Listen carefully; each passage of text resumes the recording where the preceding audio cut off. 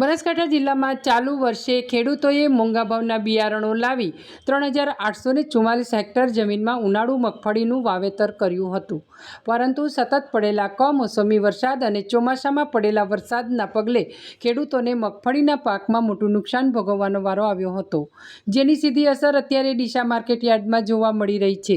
ગત વર્ષે ડીસા માર્કેટયાર્ડમાં ઉનાળુ મગફળીની આવક 9.73 લાખ બોરીની થઈ હતી, જેની સરખામણીએ આ વર્ષે પડેલા ભારે વરસાદના પગલે 4.58 લાખ બોરીની થઈ છે, જેને લઈ અત્યારે ડીસા માર્કેટયાર્ડમાં 5 લાખ કરતાં વધુ મગફળીની બોરીની ઘટ જોવા મળી રહી છે, જેના કારણે ખેડૂતો અને માર્કેટ સંચાલકને મોટું નુકસાન વેઠવાનો વારો આવ્યો છે। બનાસકાંઠા જિલ્લો એ મુખ્યત્વે ખેતી અને પશુપાલન સાથે જોડાયેલો જિલ્લો છે, પરંતુ વર્ષ 2025ની શરૂઆત સાથે જ બનાસકાંઠા જિલ્લાના ખેડૂતો એક બાદ એક પોતાના ખેતી પાકોમાં મોટું નુકસાન વેઠી રહ્યા છે। શરૂઆતમાં બનાસકાંઠા જિલ્લાના ખેડૂતોને બટાટામાં મોટું નુકસાન થયું હતું, જે બાદ ઉનાળુ બાજરીમાં પણ કમોસમી વરસાદના કારણે મોટું નુકસાન ભોગવવાનો વારો આવ્યો હતો। ત્યારે આ તમામ વાવેતરમાં જે નુકસાન થયું હતું તેમાંથી બહાર નીકળવા માટે ખેડૂતોએ મોંઘા બિયારણો લાવી અને જિલ્લામાં મોટા પ્રમાણમાં મગફળીનું વાવેતર કર્યું હતું, પરંતુ ખેડૂતોને પાક તૈયાર હતો અને ખેતરોમાં નિકાળેલ પડ્યો હતો તે સમયે જ 2 દિવસ પડેલા ભારે વરસાદના પગલે ખેડૂતોને મગફળીના પાકમાં મોટું નુકસાન ભોગવવાનો વારો આવ્યો હતો। અત્યારે પણ ખેડૂતોએ જે ચોમાસું મગફળીનું વાવેતર કર્યું છે તેમાં પણ વરસાદી પાણી ભરાઈ જતાં ખેડૂતોને ફરી એકવાર મગફળીના વાવેતરમાં પણ નુકસાન ભોગવવાનો વારો આવે છે। આમ વર્ષ 2025નું વર્ષ ખેડૂત માટે આપત્તિજનક સાબિત થઈ રહ્યું છે। ત્યારે હાલ તો વારંવાર વરસાદના કારણે થયેલ નુકસાન બાબતે સરકાર સર્વે કરી અને ખેડૂતોને સહાય કરે તેવી હાલ ખેડૂતો માંગ કરી રહ્યા છે। બનાસકાંઠા જિલ્લામાં ચાલુ વર્ષે 3844 હેક્ટર જમીનમાં ખેડૂતોએ મગફળીનું વાવેતર કર્યું હતું, જ્યારે ડીસા તાલુકામાં 1530 હેક્ટર જમીનમાં ખેડૂતોએ મોંઘા બિયારણો લાવી અને મગફળીનું વાવેતર કર્યું હતું, પરંતુ ઉનાળાના સમય દરમિયાન પડેલા કમોસમી વરસાદના પગલે ખેડૂતોને મગફળીના પાકમાં મોટું નુકસાન સામે આવી રહ્યું છે। સતત ખેડૂતોને મગફળીના પાકમાં થયેલ નુકસાનને લઈ તેની સીધી અસર અત્યારે ડીસા ખેતીવાડી ઉત્પન્ન બજાર સમિતિ માર્કેટયાર્ડમાં જોવા મળી રહ્યું છે। ગત વર્ષની વાત કરવામાં આવે તો ડીસા માર્કેટયાર્ડમાં ઉનાળુ મગફળીની આવક 9.73 લાખ બોરીની થઈ હતી અને 963 થી 1200 રૂપિયા જેટલો ભાવ ખેડૂતોને પ્રતિ 20 કિલોએ મળ્યો હતો, જ્યારે આ વર્ષની વાત કરવામાં આવે તો સતત વરસાદના કારણે થયેલ મગફળીના પાકમાં નુકસાનના પગલે માર્કેટયાર્ડમાં 4.58 લાખ બોરીની આવક થઈ છે, જેની સામે ખેડૂતોને 550 થી 800 રૂપિયા જેટલો ભાવ મળી રહ્યો છે। એટલે કે અત્યારે તો ડીસા માર્કેટયાર્ડમાં 5 લાખથી વધુ બોરીની આવક ઓછી થઈ રહી છે।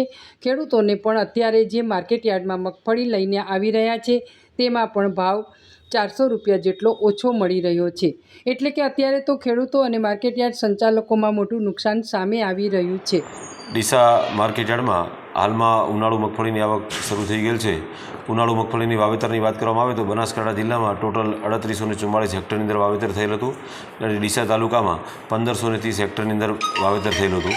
આવકની વાત કરવામાં તો ગત વર્ષે ઉનાળુ સિઝન દરમિયાન ડીસા માર્કેટયાર્ડમાં 9,73,831 બોરીની મગફળીની આવક થયેલી હતી અને ભાવ 963 રૂપિયાથી 1232 રૂપિયા સુધીના નોંધાયેલા હતા। એવરેજ ભાવ 1141 રૂપિયા સુધીના નોંધાયેલા હતા।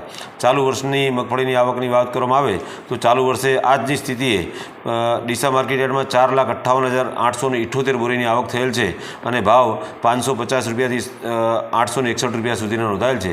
ગત વર્ષની સરખામણી આજના દિવસે માર્કેટયાર્ડની અંદર 5,01,341 બોરીનો ઘટાડો થયેલ છે, જ્યારે ભાવ પ્રતિ 20 કિલોના 280 રૂપિયાનો ઘટાડો થયેલ છે। ઘટાડો છે મગફળીનું વાવેતર પૂરતા પ્રમાણમાં થયેલ હતું, પરંતુ કમોસમી વરસાદના કારણે ખેડૂતો પોતાનો જે પાક હતો એ લઈ ન શક્યા અને મગફળીનો પાક સંપૂર્ણ નિષ્ફળ ગયો, લગભગ 50% ઉપર નિષ્ફળ ગયેલ છે, જેના કારણે ખેડૂતોને પણ પારાવાર નુકસાન છે, માર્કેટયાર્ડને પણ પારાવાર નુકસાન છે। લગભગ 5 લાખ બોરીની આવક ગત વર્ષની સરખામણી આજની સ્થિતિએ ઘટેલા જોવા મળે છે। આ વખતે ઉનાળુ સિઝનમાં મગફળીનું વાવેતર આમ તો થોડું ઘટેલું જ હતું, પણ ચોમાસું પ્રી મોન્સૂન્સ વહેલું આવી જતાં જે ખેડૂતોએ મગફળી જમીનની અંદરથી બહાર કાઢી હતી અને જે જમીનની અંદર હતી મગફળી એ પણ વધુ વરસાદ પડવાના કારણે સંપૂર્ણપણે મગફળી ડેમેજ થઈ ગયેલ છે. મગફળી બગડી જતાં ખેડૂતોને આર્થિક નુકસાન મોટા પ્રમાણમાં થયેલું છે. ગઈ સાલ 2024ની ઉનાળુ સિઝનમાં મગફળીના સરેરાશ ભાવ 1150થી 1350ના હતા, જે આ વખતે ઉનાળુ સિઝનમાં મગફળી બગડી જવાના કારણે, ક્વોલિટી બગડવાના કારણે 700થી 900ના જ છે. તો ખેડૂતો આર્થિક રીતે અને એમના ખેડૂતોએ જે મગફળીમાં જે ખર્ચો થયો છે એ પણ એમને પૂરો વળતો નથી. તો એની સાથે સાથે વધુ પડતા વરસાદને કારણે દિવાળી સિઝનમાં જે વાવેતર થતા હોય છે 15/6થી લઈ અને 30/7 સુધી એ પણ લેટ છે. એના કારણે 60% જેવું વાવેતર થયું છે. તો એ પણ મગફળીનું ઉત્પાદન ખેડૂતોને ઓછું જ મળશે. હજુ પણ એવા ખેતરો છે જેમાં એ ક્યાંય મગફળી વવાણી નથી. આના કારણે મગફળી સાથે જોડાયેલા તમામ ખેડૂતો હોય, તમામ વેપારી હોય, તમામ યુનિટ હોય કે તમામ એક્સપોર્ટર હોય, આમને પણ પોતાના પ્રોફિટમાં લોસ જવાની શક્યતાઓ સેવાઈ રહી છે. અને હજુ પણ જો વરસાદ ચાલુ જ રહેશે તો આ મગફળી, દિવાળી સિઝનની મગફળી પણ કદાચ બગડવાની શક્યતાઓ હજુ પણ વધારે સેવાઈ રહી છે.